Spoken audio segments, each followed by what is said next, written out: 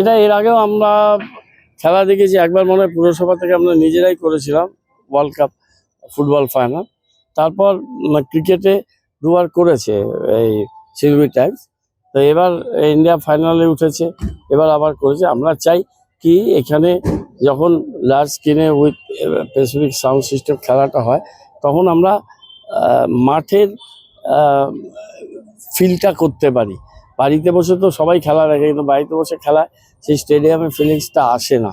আর একসাথে অনেক লোক মিলে খেলা দেখলে সেই খেলাটা একটা জমজমাট হয়। আর ইন্ডিয়া ফাইনালে উঠছে, গতবার চ্যাম্পিয়ন ছিল, ন্যাচারালি সবার আগ্রহ, এবং সেটা একটা বড় স্কেলে এই জায়গাটা। এমনি বাঘাযতীন পার্কে সন্ধ্যাবেলায় অনেক ইয়াংস্টার্সরা থাকেন, তারা এখানে আসেন, কথাবার্তা বলেন, গল্প গুজব করেন।